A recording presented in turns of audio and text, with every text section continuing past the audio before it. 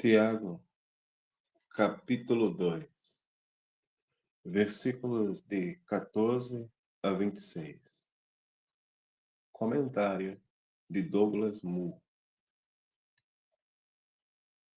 A fé que salva. Esta passagem é o clímax do apelo de Tiago por uma religião pura que se justifica na ação. É um texto que, em toda sua extensão, sustenta um único argumento teológico. De forma muito clara, temos aqui uma passagem que se coloca no centro da preocupação de Tiago.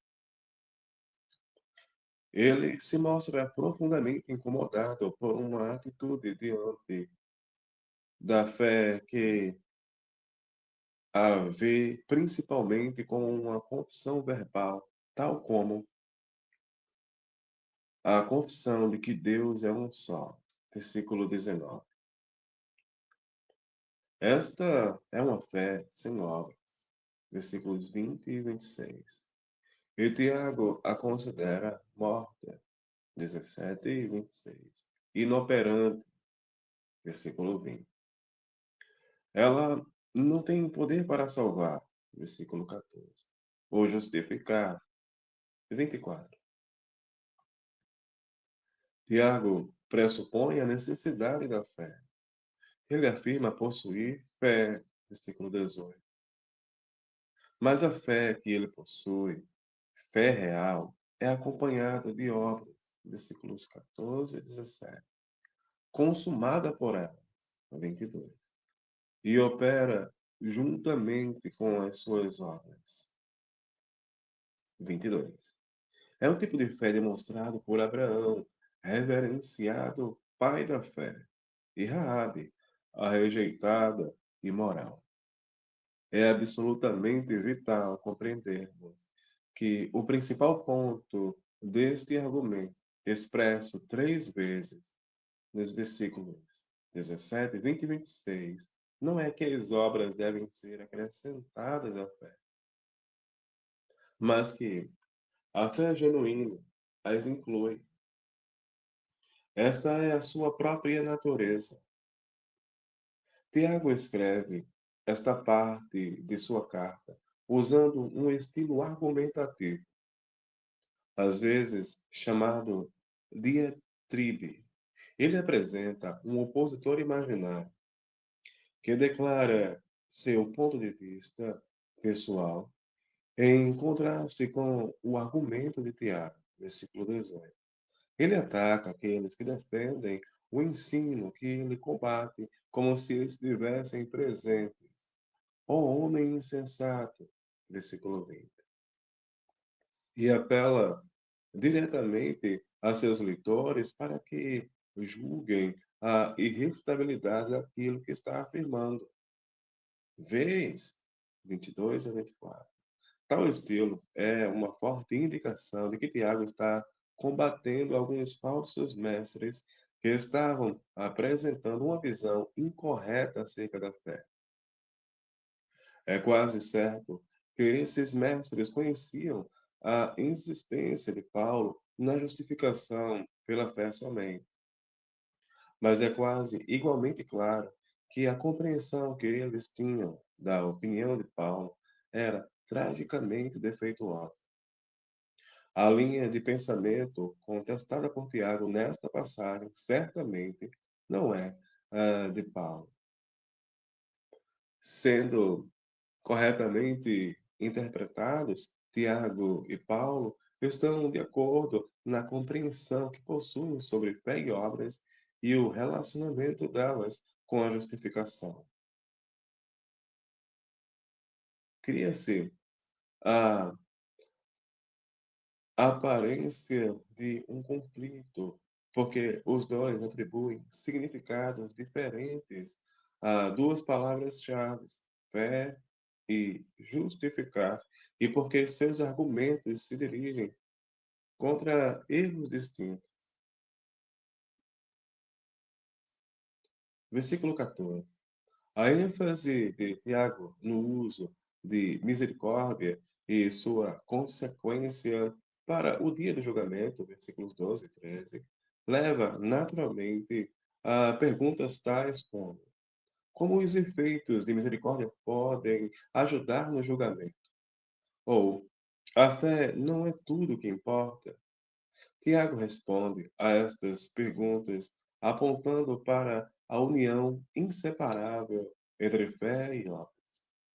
Ele começa com duas perguntas retóricas destinadas a seus leitores, mas dirigidas a alguém que está defendendo uma visão de fé somente. É claro que as perguntas devem receber respostas negativas. De fato, a construção do grego, na segunda pergunta, exige uma resposta negativa. A fé sem obras não tem proveito. Este tipo de fé não pode salvar. É, é importante a ênfase na última declaração sobre a natureza específica da fé envolvida. Na PIB, a oração é assim traduzida: pode, porventura, a fé salvá-lo? O que sugere que Tiago está negando que a fé possa salvar. Mas a palavra grega correspondente à fé, pistes, tem o artigo nesta oração e mostra que se refere à fé antes mencionada, fé que uma pessoa afirma possuir. Tiago não está dizendo que a fé não pode salvar. Ele está afirmando que a fé que esta pessoa afirma ter, uma fé sem obras, não pode salvar.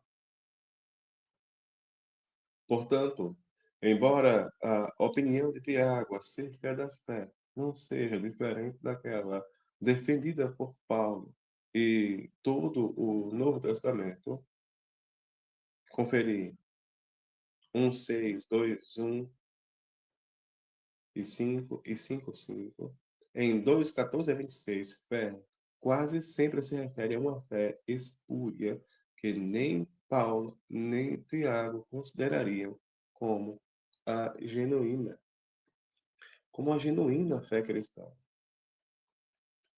Esta fé espúria, diz Tiago, não tem obra.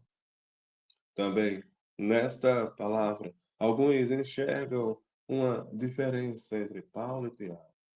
Por um lado, Tiago usa obras num sentido positivo para se referir aos atos de amor e misericórdia praticados pelos cristãos em cumprimento da lei do amor. Conferir 2:8 a 13.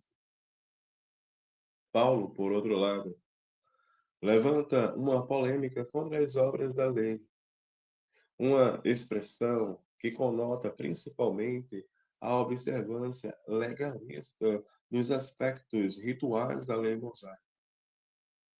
Mas é questionável se esta expressão pode receber um sentido tão limitado em Paulo. E, de modo geral, Paulo e Tiago querem dizer a mesma coisa com a palavra obras, atos praticados em obediência a Deus. A diferença entre eles é o contexto em que estas obras são praticadas. Paulo nega que as obras possam ter algum valor em nos colocar num relacionamento com Deus. Tiago insiste em que uma vez estabelecido o relacionamento, as obras são essenciais. Veja abaixo a nota adicional. Obras em Paulo e Tiago. Em seguida a este versículo. Uma fé que não tenha estes atos não pode salvar.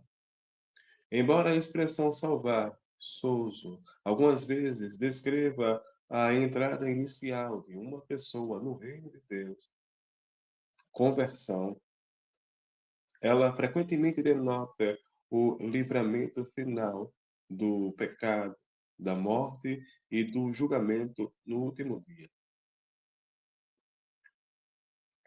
Esse é o significado que a palavra parece possuir em Tiago. Conferir 1:21, 4:12, 5:20. E aqui faz um bom sentido, uma vez que no versículo 13 se falou do julgamento final.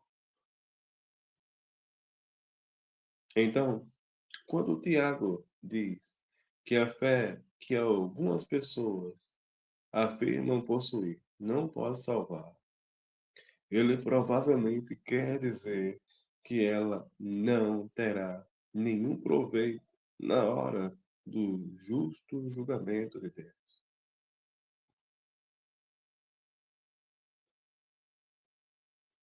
Nota adicional: obras em Paulo e Tiago, versículo 14. Tiago 2:14. Como um meio de atenuar a aparente tensão entre Paulo e Tiago no assunto da justificação, com frequência se afirma que eles estão dando sentidos significativamente distintos à palavra erga, obras, obras da lei, interpretadas ou como obras específicas, os regulamentos cerimoniais da antiga aliança, ou como obras praticadas com um espírito legalista. Por outro lado, as obras exigidas por Tiago são claramente atos de caridade que cumprem a lei do amor. Apesar da ampla aceitação desta distinção, há motivos para que se questione sua validade.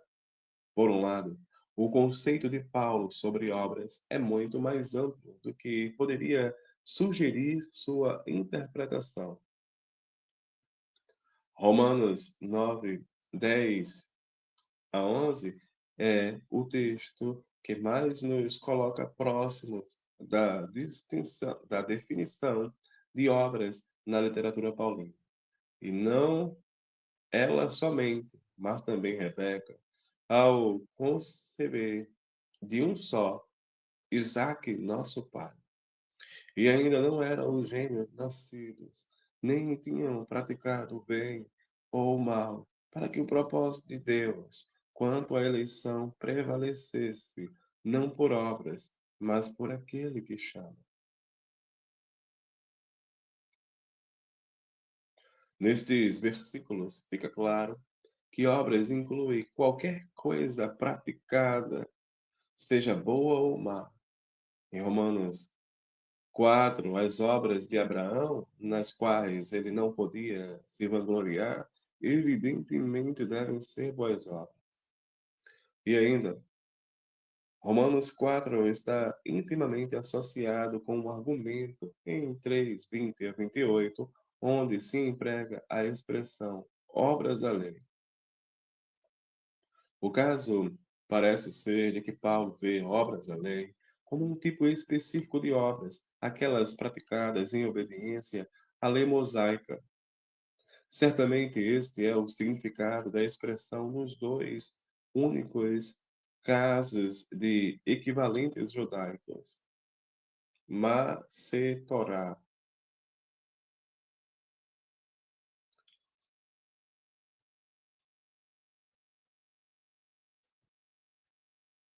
Então, o propósito de Paulo é excluir todas as obras, não simplesmente algumas ou aquelas praticadas com um determinado espírito como base para a justificação.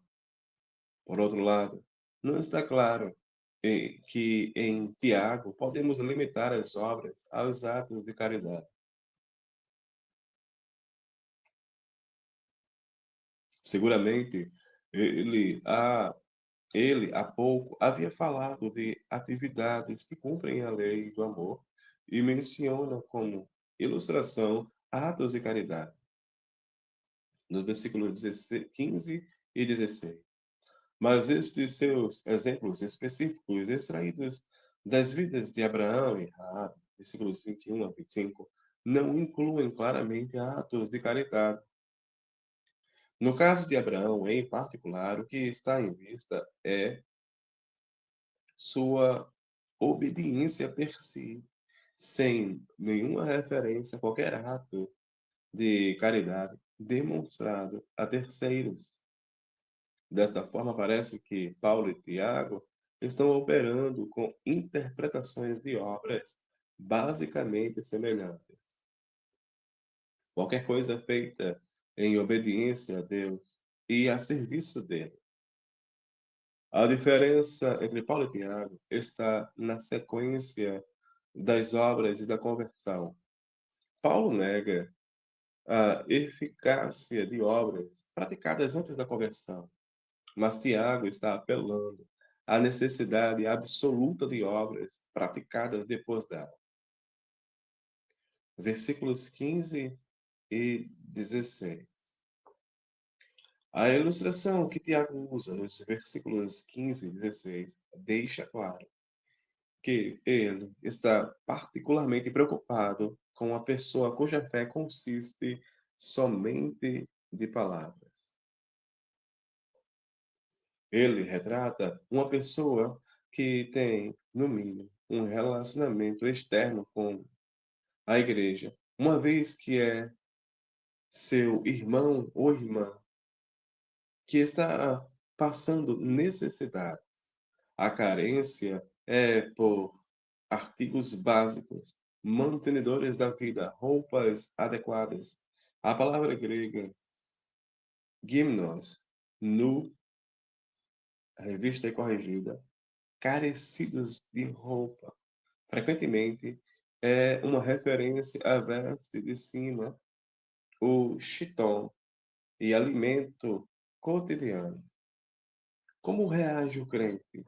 Ele se despede das pessoas necessitadas, usando palavras piedosas. Ide em paz, aquecei-vos e fartai-vos.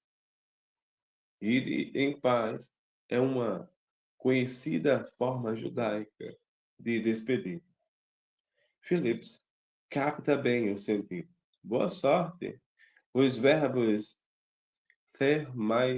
neste aquecei-vos e neste fartai-vos podem ser médios ou passivos. Se médios, o crente estaria encorajando seus companheiros cristãos necessitados a que conseguissem o que precisam do modo deles. Aqueçam-se e tenham abundância de alimento. Se os verbos são passivos, a despedida toma a forma de uma oração. Que vocês sejam aquecidos e bem alimentados. Em qualquer dos casos, o ponto principal é o mesmo. Confrontando, confrontado pela necessidade entre seus irmãos e irmãs, este crente nada faz, a não ser expressar bons desejos. Tiago pergunta qual é o proveito disso. Dentro do sentido da ilustração, este proveito se refere principalmente à situação de necessidade que passou sem ser atendida. As palavras, por mais bem-intencionadas que fossem, não puderam ser muito aproveitadas por aquelas pessoas necessitadas. Mas o leitor, atento, não pode deixar de perceber o modo com que essas palavras reproduzem a frase com a qual Tiago introduz o versículo 14. As palavras vazias deste crente não apenas deixam de ajudar os outros, elas também não lhes trazem nenhum proveito espiritual. Esta ilustração, à semelhança daquela apresentada em 2 a 3, é claramente hipotética. Tiago não está fazendo referência a um incidente específico. Por outro lado, é evidente que a ilustração reflete uma profunda e real preocupação de Tiago. Fornecer assistência aos pobres é um daqueles atos de misericórdia que triunfam sobre o julgamento de Deus. Versículo 13.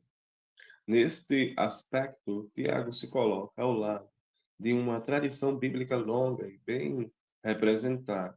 Isaías convoca o povo de seus dias a que desse um significado real a seus ritos religiosos. Reparta o teu pão com o faminto. Recolhas em casa os pobres desabrigados. E se vires o nu, o cubras. Então clamarás, e o Senhor te responderá. Isaías 58, 7 a 9.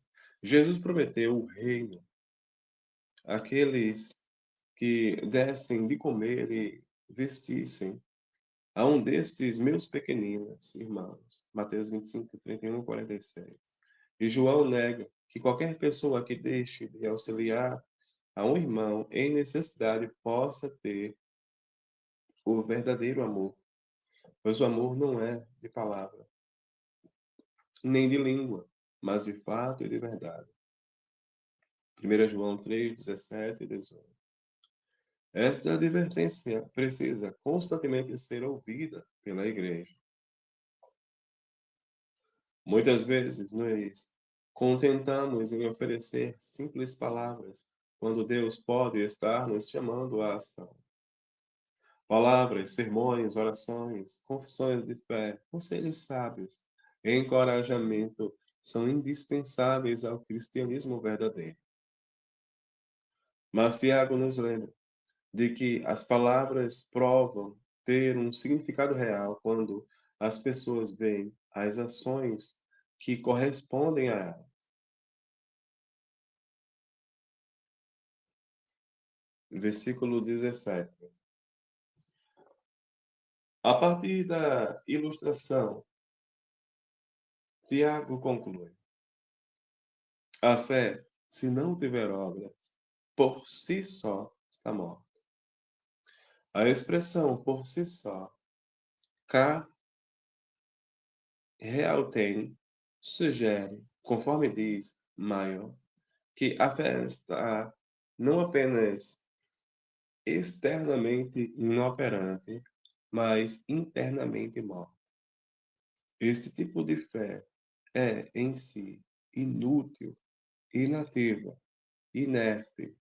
O significado de necros, num contexto como este. Conferir Romanos 7, 8, Hebreus 6, 1 e 9, 14.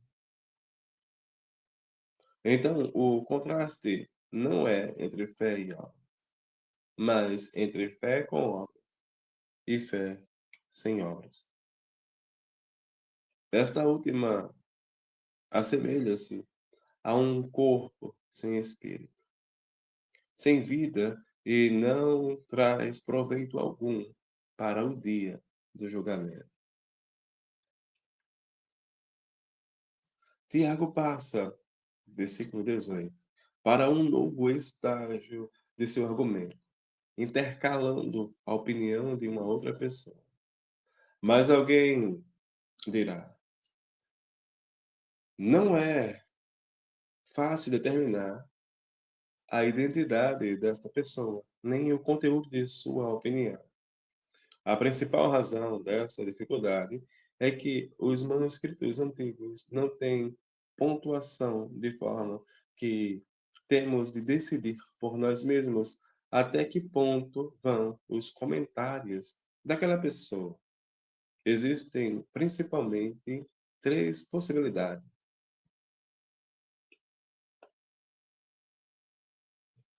A.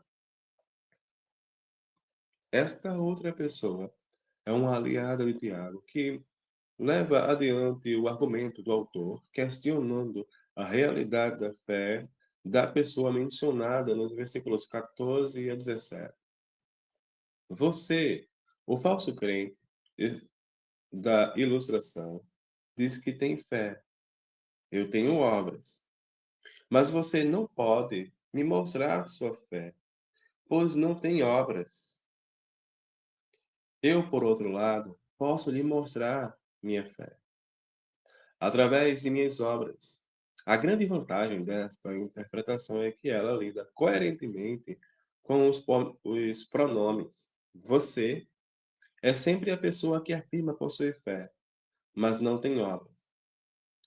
Eu é sempre Tiago, ou seu aliado, que afirma possuir as obras, mas existe uma grande objeção a esta interpretação. Ela precisa considerar a frase inicial do versículo, mas alguém dirá, como se estivesse introduzindo uma opinião semelhante à de Tiago. A palavra Alá, mas, com certeza, pode ter uma força enfática.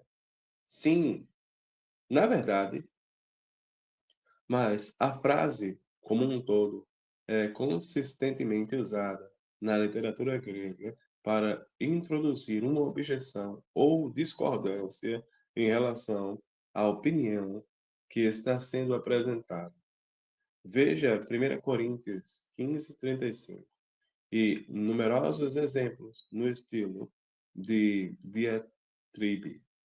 Acima de tudo, esta introdução exige que as palavras iniciais sejam entendidas como você afirma ter fé, uma nuance que, de forma alguma, Tiago deixa explícita. B. A outra pessoa é um opositor que está duvidando da realidade da fé possuída por Tiago. Segundo esta interpretação, os dizeres do opositor podem ser limitados às três palavras após a introdução, sendo colocadas na forma interrogativa.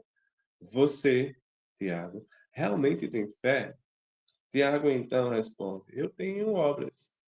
E enquanto você não pode me mostrar sua fé, uma vez que lhe faltam obras, posso lhe mostrar minha fé através dessas obras. Outros que também pensam que o opositor está duvidando da fé de Tiago chegam ao outro extremo e interpretam os versículos 18 e 19 inteiros como palavras do opositor. Você, Tiago, afirma possuir fé, e eu também posso afirmar que tenho obra. Mas você não pode me mostrar sua fé, assim, as obras, enquanto eu, se quiser, pelas minhas obras, posso mostrar minha fé. Sua fé, de Tiago, não é melhor que a dos demônios. Desta forma, a resposta de Tiago começaria no versículo 20. Esta opinião conserva a força natural da frase inicial, mas tem contra si uma interpretação forçada da frase "e eu tenho obras". Hort considera isto a resposta de Tiago à pergunta de seu opositor, mas Cago e eu é uma forma muito estranha de introduzir uma resposta a qualquer pergunta, sendo que a frase inteira parece redundante. A outra alternativa, segundo a qual os versículos 18 e 19 contêm a objeção, pecam ainda mais por uma interpretação forçada da última parte do versículo 18. C. Em especial, pelo fato de estas duas primeiras opiniões terem contra si tantas dificuldades, provavelmente devamos preferir uma terceira interpretação. Segundo esta análise, tu e eu, na primeira parte do versículo 18, não se aplicam a partes específicas em disputa, mas são usados simplesmente para distinguir entre dois indivíduos diferentes. Uma das versões em inglês, Neb, adota esta interpretação em sua tradução, mas alguém pode objetar: aqui está uma pessoa que afirma ter fé e outra que lhe aponta os efeitos. que aponta os feitos. A outra pessoa estaria, então, fazendo objeção ao argumento de Tiago, ao afirmar que pessoas diferentes podem ter dons diferentes. Uma pode ter fé e outra obras. Paulo não disse que o Espírito distribui os dons conforme lhe apraz em 1 Coríntios 12? E ele não disse que a fé por si só era um desses dons? 1 Coríntios 12, 9. Então, como Tiago pode exigir que todos os cristãos possuam as duas coisas, fé e obras? Contra esta forma de raciocínio, Tiago responde que a fé e as obras não são dons especiais que um cristão pode ter ou não. Nem se trata de uma opção para qualquer cristão. A fé genuína, salvadora, se faz presente apenas onde se veem as obras. A dificuldade nesta interpretação é que tu e eu, no começo do versículo, não podem ser aplicadas a indivíduos específicos, conforme a aparência deles no restante do versículo. Respondendo a isto, Hobbes aponta para uma mudança semelhante na força dos pronomes, num argumento extraído do filósofo cínico Tales. Em última análise, esta interpretação tem menos dificuldades do que as outras e provavelmente deve ser adotada. Assim, Tiago utiliza o expediente do opositor imaginário para levar em frente seu argumento a favor da inseparabilidade entre fé e obras. Qualquer divisão entre as duas é inconcebível, até mesmo impossível. A fé genuína não pode existir sem as obras. Ao dizer para o opositor, mostra-me essa tua fé sem as obras, Tiago não está simplesmente desafiando-o a mostrar evidências de sua fé. Ele está declarando que a fé que o opositor diz possuir não é fé, de modo algum. Versículo 19. Em que importa este tipo de fé? Esta fé sem obras. Tiago retrata a pobreza da essência desta fé, comparando-a com a fé que os demônios possuem. Eles creem que Deus é um só, assim como faz qualquer cristão ou judeu convicto. A confissão da unidade de Deus, extraída de Deuteronômio 6:4, fazia parte da Shema, uma confissão de doutrinas básicas recitada 2 vezes ao dia pelo judeu. Os cristãos também afirmavam a unidade de Deus em vista das religiões politeístas de muitos gentios. Então, não é estranho que Tiago tenha recomendado a aquiescência a essa doutrina. Fazem bem, mas o fato de que Tiago passa imediatamente a atribuir a mesma crença aos demônios sugere que, através da recomendação, se pretende mais do que uma simples ironia. Tiago podia também estar pretendendo ironizar ao mencionar a reação dos demônios diante da crença que eles possuem. A forma verbal treme, fríssolo, aparece em alguns textos ligados à magia antiga, em referência ao efeito que o feiticeiro queria causar através de suas magias. Hort diz que é algo imediatamente mais distante e mais prostrado do que a adoração. mas pelo menos é uma reação que aparentemente é mais do que se pode dizer de alguns cristãos professos que fazem a mesma confissão. Este versículo indica bem claramente que a fé a qual Tiago se refere nestes versos está muito longe daquela fé que ele e Paulo proclamam, por mais importante que fosse como doutrina. Na igreja primitiva, ninguém a considerava suficiente para a salvação. A fé genuína precisa ir além do intelecto, na direção da vontade, deve afetar nossas atitudes e ações, assim como também nossas crenças. Conforme diz Milton, é bom possuirmos uma teologia acurada, mas não será o bastante, a menos que uma boa teologia também nos possua. É bom possuirmos uma teologia acurada, mas não será o bastante, a menos que uma boa teologia nos possua. Versículo 20.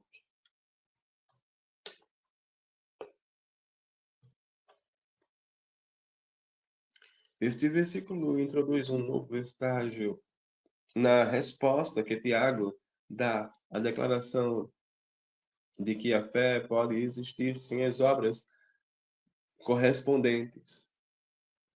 No versículo 19, ele mostrou que este tipo de fé vazia não passa de informação sobre Deus, tal como tal como a dos demônios, e que ela conduz a nada mais do que um temor abjeto diante de Deus. Agora, ele irá mostrar, a partir do Antigo Testamento, que a fé real sempre é acompanhada de obras e que esta fé operante leva à aceitação perante Deus.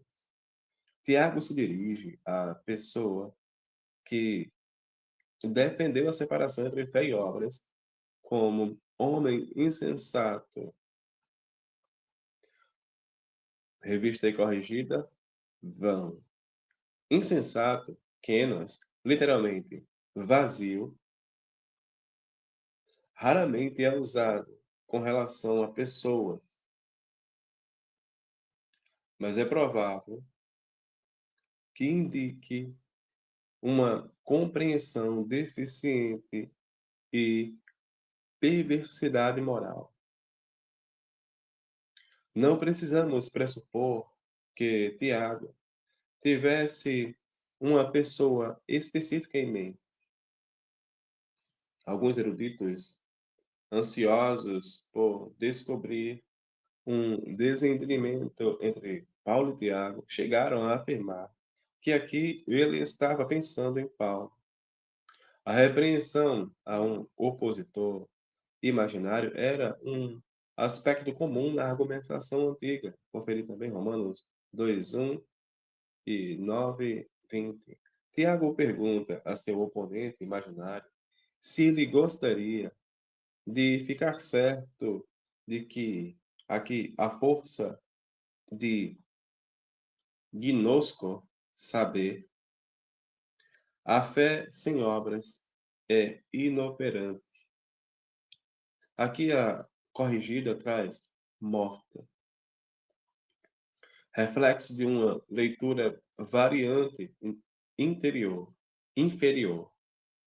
A palavra traduzida por inoperante é agros, a qual também significa literalmente ocioso, desocupado. Jesus a utilizou para descrever os trabalhadores que não haviam sido contratados para o dia todo. Mateus 20, versículos 3 e 6. O versículo reafirma o ponto principal de toda a divisão. Fé sem obras não salva. Versículo 14. Não tem proveito. Versículo 16. Está morta. Versículo 17 e 26. É inútil.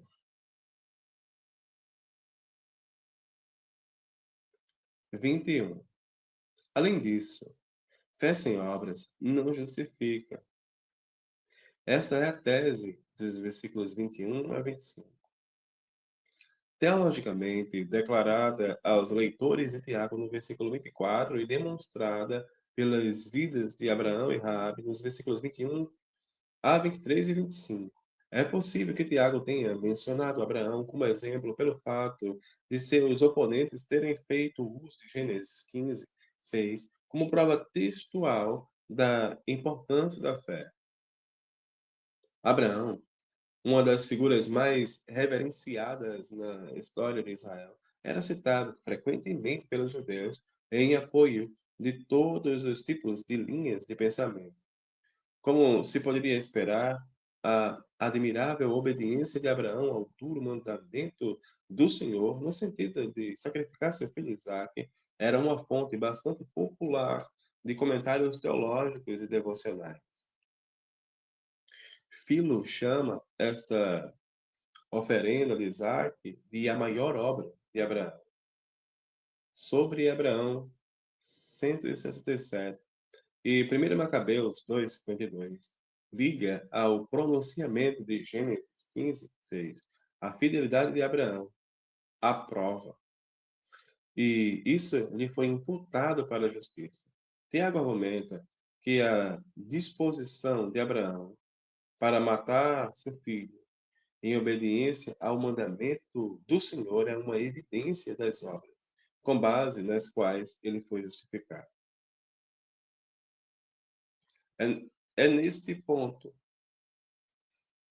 que o argumento de Tiago se torna problemático, pois ao afirmar que Abraão foi justificado por obras, ele parece entrar em contradição com Paulo, que declara com igual clareza que Abraão foi justificado pela fé e não por obras. Romanos 4, 1 a 3. Embora muitos eruditos afirmem que a contradição não pode ser resolvida, um exame cuidadoso da maneira pela qual é usado o termo básico de Caio, justificar, revelará que Paulo e Tiago não estão em desacordo. Acima de tudo, este termo está ligado a Paulo, que faz da justificação pela fé a peça central de seu argumento em Gálatas e Romanos. Mas é importante que se reconheça que Paulo atribui ao termo justificação um sentido bastante diferente numa íntima relação com toda a sua perspectiva teológica. Com esse termo, ele se refere à transferência de uma pessoa do reino do pecado e da morte para o reino da santidade e da vida. Esta transferência acontece em virtude da identificação do pecador através da fé com Jesus Cristo, o justo. Então, para Paulo, a justificação é um ato judicial e soberano, em que Deus, a parte de qualquer obra humana, declara que o pecador é inocente perante ele. Há algumas diferenças entre as opiniões sobre o significado exato que Tiago confere a de Caio. Um número significativo de eruditos pensa que Tiago está usando a palavra com um sentido demonstrativo.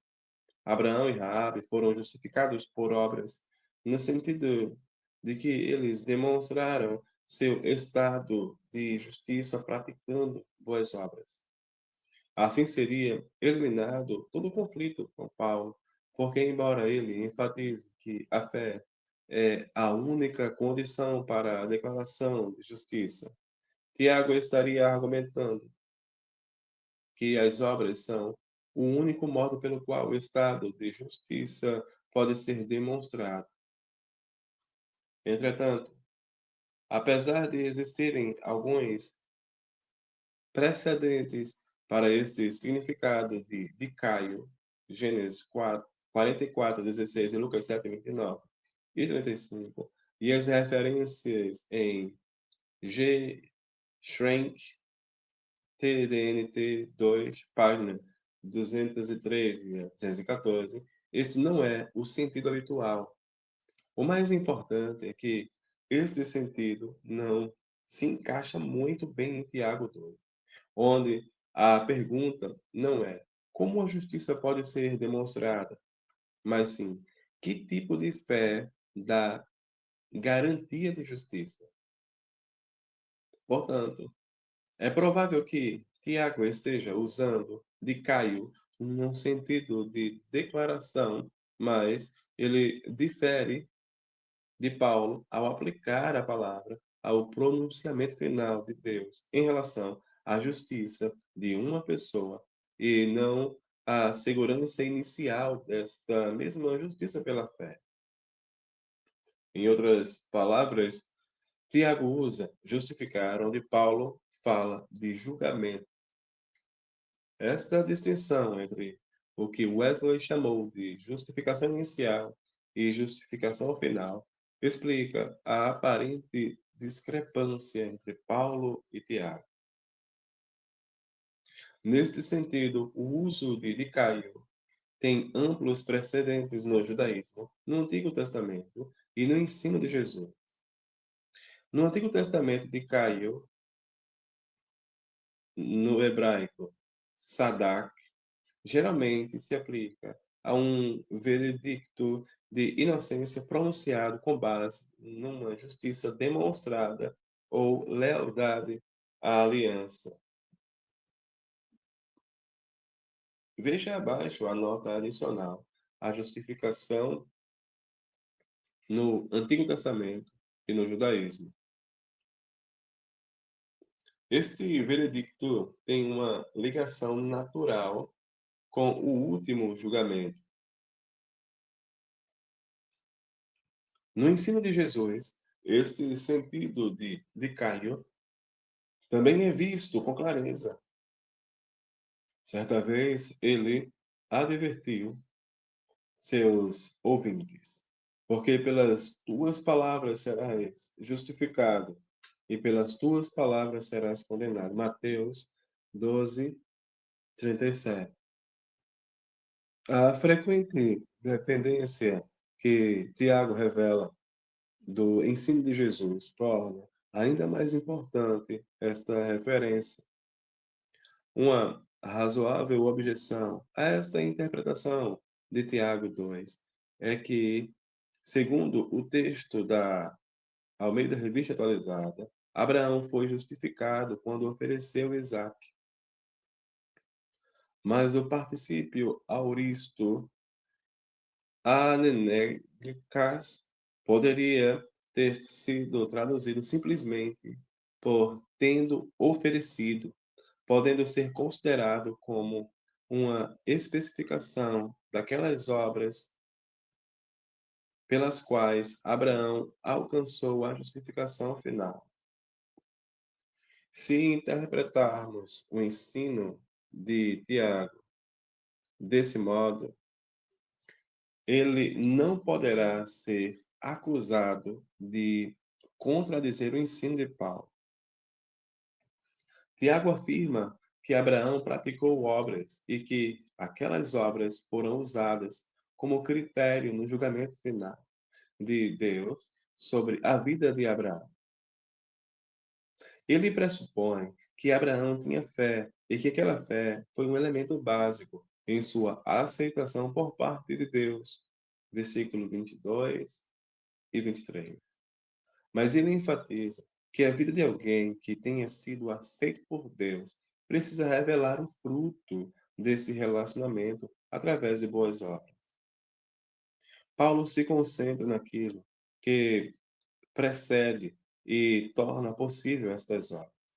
Paulo quer deixar claro que uma pessoa entra no reino de Deus somente pela fé.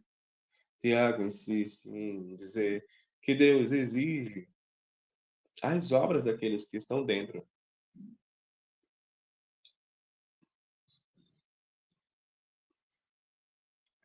Nota adicional: a justificação no Antigo Testamento. e no judaísmo. Versículo, versículo 21. Na Septuaginta, o verbo dicaio ocorre 44 vezes. Das 28 vezes em que há um original hebraico, 22 envolvem uma forma do verbo sadak. Acima de tudo, a palavra é associada com tribunal e descreve o veredicto de inocência pronunciado pelo juiz. Muitas vezes, sadak é usado sem uma referência direta a um contexto legal, mas são mantidas as conotações judiciais. Com bastante frequência, Deus é retratado como o juiz diante de quem uma pessoa pleiteia sua causa e que julga a vida de homens e mulheres. De importância particular é o fato de que o veredicto divino geralmente é pronunciado em relação à real conduta. Por exemplo, em Miqueias 6:11, o Senhor adverte de que não poderá inocentar de Caio o homem que usa balanças falsas. Em 1 Reis 8, 31 e 32, Salomão ora: se alguém pecar contra o seu próximo, e lhe for exigido que jure, e se ele vier a jurar diante do teu altar nesta casa, ouve tu nos céus, e age e julga os teus servos, condenando o perverso, fazendo recair o seu proceder sobre a sua cabeça e justificando de Caiosai ao justo de Caion, para lhe atribuir segundo a sua justiça de Caiocinem. Nesses casos, justiça não designa um comportamento isento de pecado, mas lealdade à aliança. Deus declara inocente aqueles que agem em conformidade com os padrões expressos na aliança. Ao lado disso, aparece o reconhecimento de que o homem, por si mesmo, nunca poderá merecer a absolvição de Deus. Não entres em juízo com o teu servo, porque à tua vista não há justo nenhum vivente. Salmo 143, versículo 2. Aqui reside um claro precedente para a ênfase de Paulo na natureza inteiramente graciosa da justificação. Romanos 3:20 e Gálatas 2:16. Todavia, a inclinação geral do Antigo Testamento é de que se declare que os homens têm razão com base nos fatos, isto é, porque, em geral, ou num assunto específico, eles são íntegros e inocentes. Esta declaração, naturalmente, tem uma relação íntima com o julgamento final. Isaías 43:9, 45:25, 58 e 53:11. O judaísmo mantinha basicamente o mesmo ponto de vista. Justiça relacionada-se com a conduta correta, segundo definida pela lei de Deus, e o veredicto de justificação era pronunciado sobre aqueles que respeitavam fielmente as estipulações da aliança. O Evangelho de Mateus reflete este uso judaico, embora a entrada no reino dependa de um compromisso com Jesus, seguir a Jesus. A justiça é, principalmente, se não exclusivamente, a conduta que se espera do discípulo. Mateus 5:20. Sendo que de Caio é utilizado em referência ao julgamento final, onde as obras, isto é, as coisas que dizemos e fazemos, são levadas em consideração. Mateus 12:37.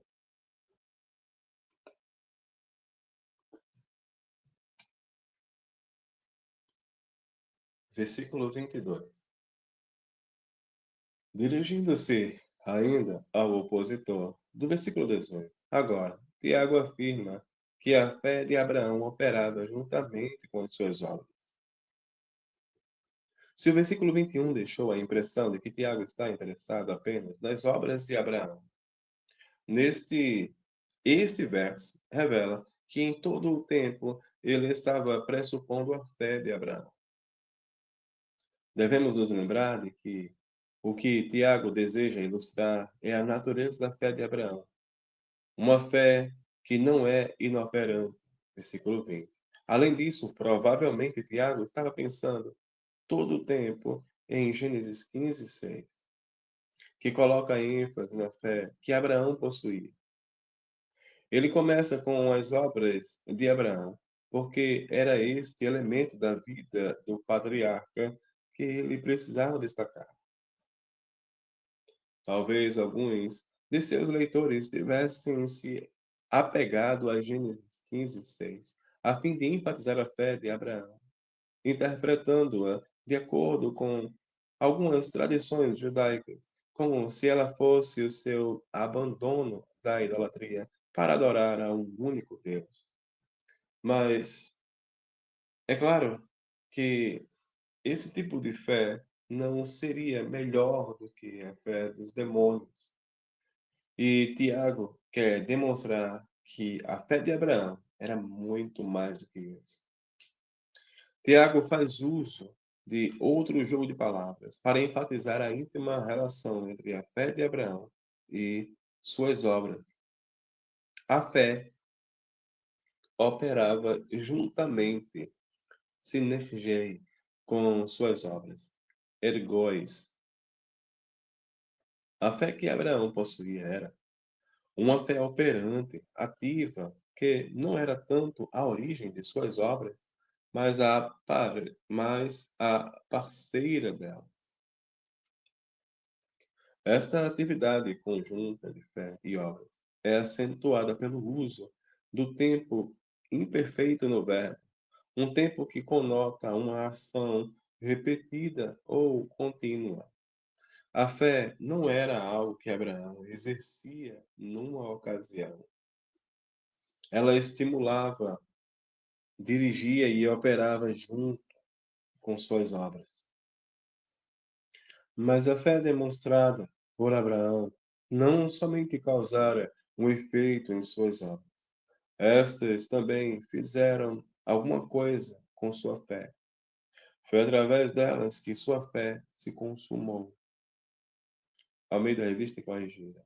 Foi aperfeiçoada. O verbo aqui usado, teleio, significa aperfeiçoar ou levar à maturidade. Assim como se pode produzir um cristão perfeito através da perseverança fiel nas provações, 3 e 4, também a fé perfeita é alcançada por meio de sucessivos atos de obediência. A fé de Abraão foi aperfeiçoada, amadurecida e aprofundada por provações sucessivas, pelas quais ele foi chamado a passar. Tiago não quer dizer com isto que a fé não pode existir sem as obras, porque uma pessoa que está morrendo pode realmente crer sem praticar uma obra, nem que a fé se mostra perfeita simplesmente através das obras, mas que estas são o produto necessário e inevitável da fé verdadeira que salva. E então, por si, conduz a fé à maturidade.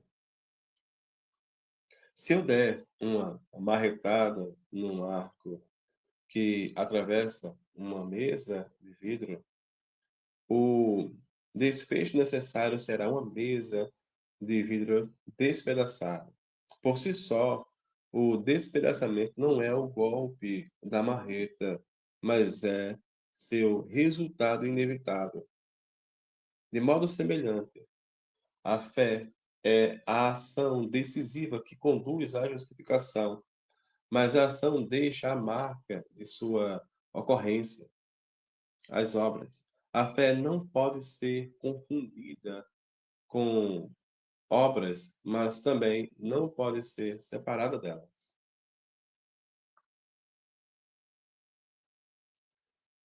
Versículo 23.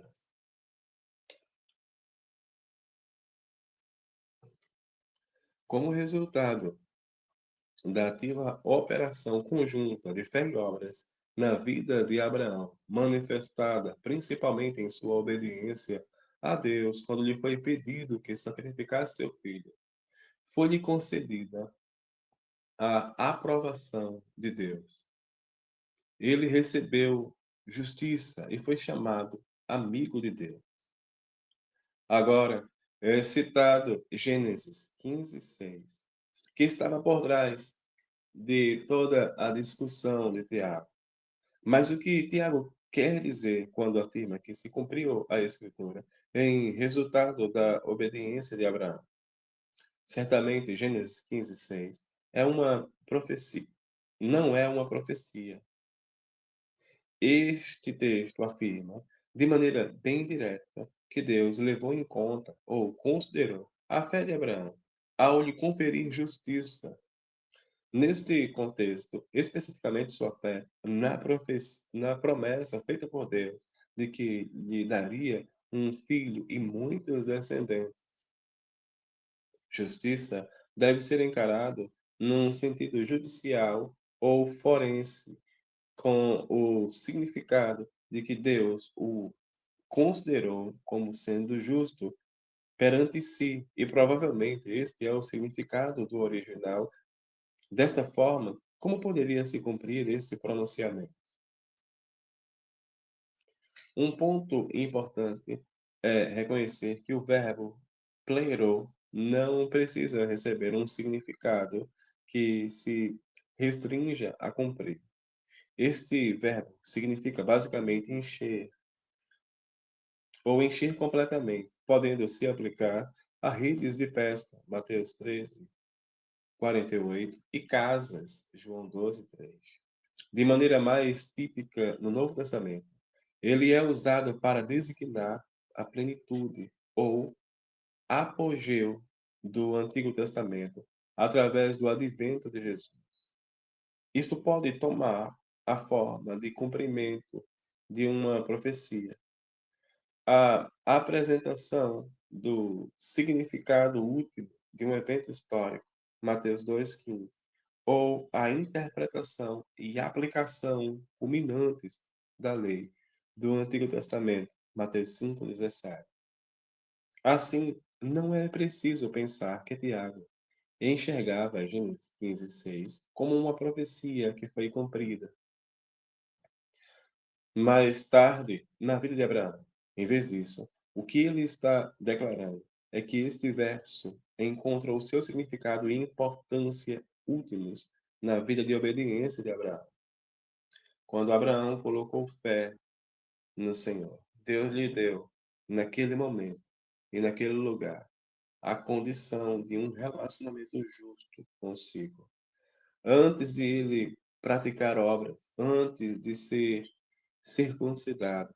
Paulo apresenta isto com bastante força, Romanos 4:1 a 17. Mas a fé de Abraão e o veredicto de absolvição pronunciado por Deus alcançaram plenitude, receberam seu significado último, quando Abraão aperfeiçoou sua fé com as obras, e o anjo do Senhor reafirmou o veredicto divino. Agora sei que temes a Deus. Gênesis 22:12. Tiago não está negando que Abraão tenha recebido uma posição de justiça diante de Deus com base apenas em sua fé, muito antes de ter oferecido Isaque em obediência a Deus. Mas o que ele quer enfatizar é que a fé que Abraão possuía foi vital, ativa, e que o veredicto de Deus foi reconfirmado com base nesta atividade. A ação inicial de justiça baseada na fé recebe significado e validade úteis por meio da declaração final de justiça baseada na fé operante. Desta forma, Paulo concentra-se na posição cronológica de Gênesis 15:6 e cita o texto como evidência de uma declaração inicial de justiça recebida de Deus por Abraão, somente com base na fé. Tiago menciona o mesmo versículo, mas como um lema permanecendo sobre toda a vida de Abraão, e o aplica à declaração final de Deus quanto à justiça do patriarca.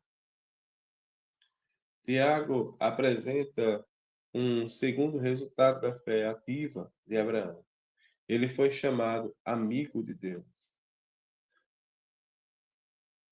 Este título de Abraão tornou-se popular na literatura intertestamentária. Tiago o menciona para indicar a posição privilegiada que Abraão recebeu por causa de sua fé profunda e obediência prática. Versículo 24.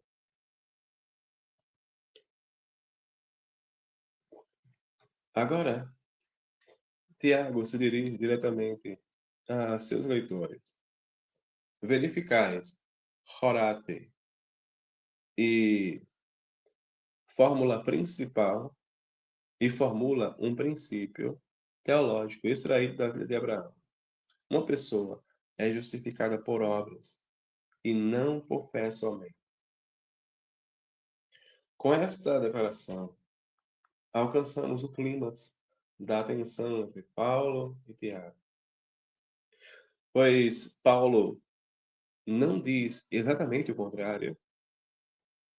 Concluímos, pois, que o homem é justificado pela fé, independentemente das obras da lei.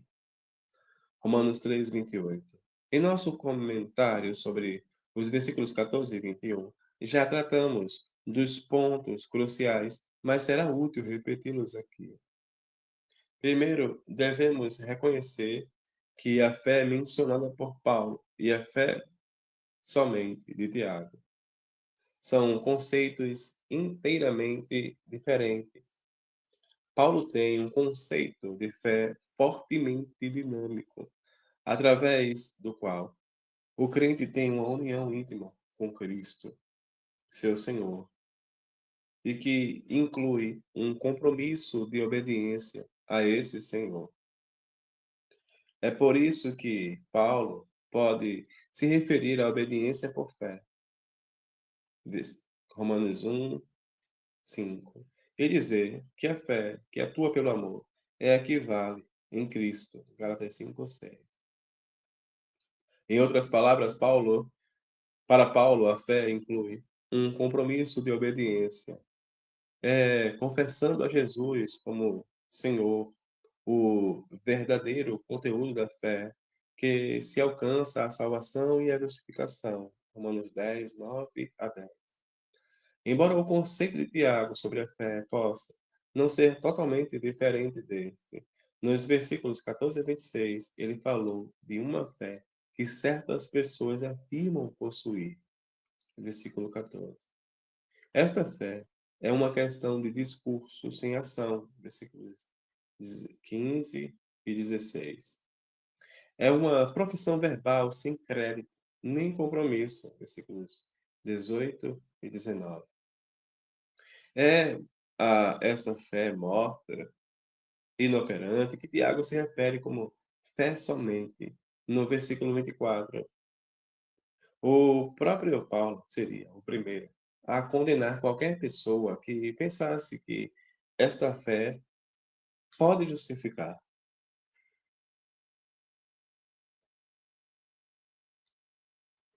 Por outro lado, é impossível imaginar Paulo dizendo que uma pessoa é justificada por obras.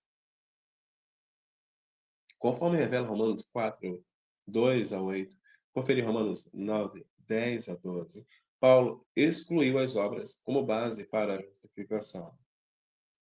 Mas o que é importante lembrar aqui é que Paulo está pensando na justificação como uma garantia inicial de uma condição de justiça do crente.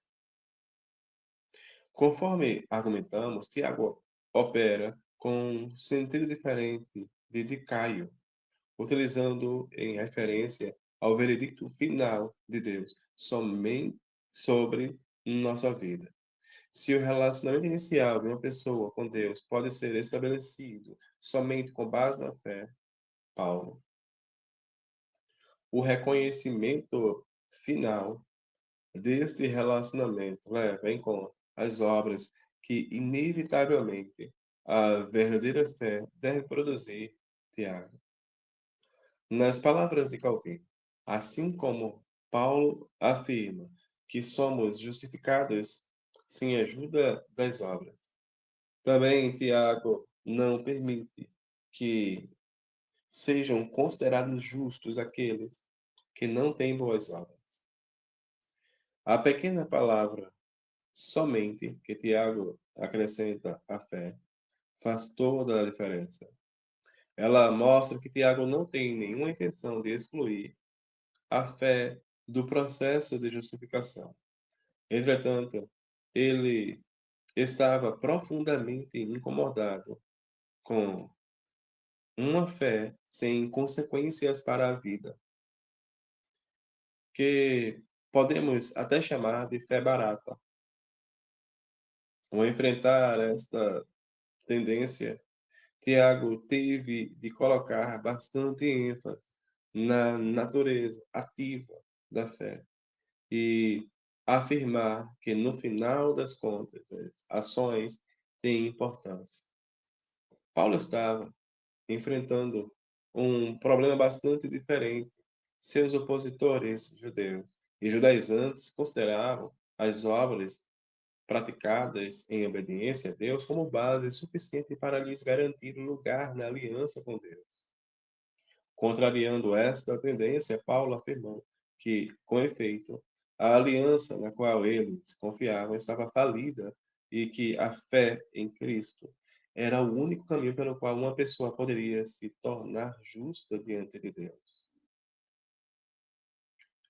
O apelo poderoso de Paulo por um compromisso radical da pessoa inteira com Cristo deve ser proclamado com vigor sempre que as pessoas confiam em suas atividades religiosas para obterem salvação. Mas o conceito de Tiago acerca da fé como uma obediência ativa e vigorosa precisa ser reafirmado com muita força quando a fé se torna nada mais do que um compromisso verbal com determinadas doutrinas. Versículo 25. Pensando na possibilidade de seus leitores não terem entendido o ponto principal, Tiago acrescenta uma nova ilustração. Se fosse feita a objeção de que as obras de Abraão eram o mínimo que se poderia esperar de alguém que tivesse experimentado a graça de Deus de um modo tão rico, o mesmo já não seria verdade a respeito de Raabe. Com pouca base para crer, ela havia se convencido de que o Senhor, vosso Deus, é em cima dos céus, que o Senhor vosso Deus é Deus em cima dos céus e embaixo na terra. Juízes 2:11. E baseada nesta fé, ela acolheu os emissários e os fez partir por outro caminho. Certamente Tiago não faz uma menção específica de sua fé, mas o argumento inteiro deixa claro que ele a pressupõe. De modo significativo, Hebreus 11:31 a destaca como um exemplo de fé. Assim, o argumento de Tiago aqui é o mesmo levantado no versículo 21, redigido de forma semelhante. O argumento final de Deus, o julgamento final de Deus leva em consideração a justiça real que uma pessoa demonstra através das obras. Os particípios traduzidos por acolheu, hipodexamene e fez partir, equibalouça, são auristos, especificando as obras nas quais Deus se baseou para pronunciar seu veredicto final. Por que Tiago escolheu Raabe como um exemplo de justificação pelas obras?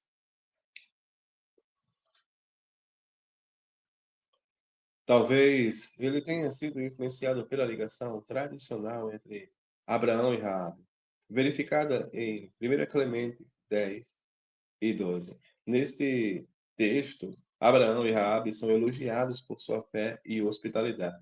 A referência a Abraão diz respeito à recepção que ele ofereceu aos três homens em Gênesis 18, um evento mencionado com bastante frequência na tradição judaica. Algumas pessoas pensavam que este tema da hospitalidade explica a razão pela qual Tiago menciona Abraão e Raabe.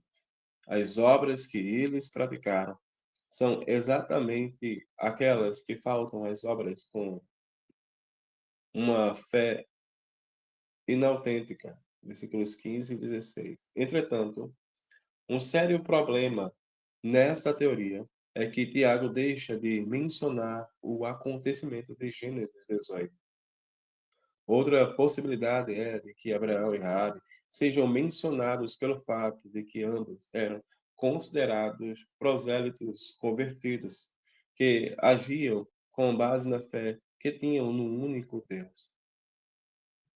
Mas o que Tiago parece enfatizar de forma mais clara, ao chamar abertamente Raabe de meretriz, é a diferença entre ela e Abraão, este último, herói e pai de Israel, amplamente decantado, é comparado com a mulher pagã de baixa reputação.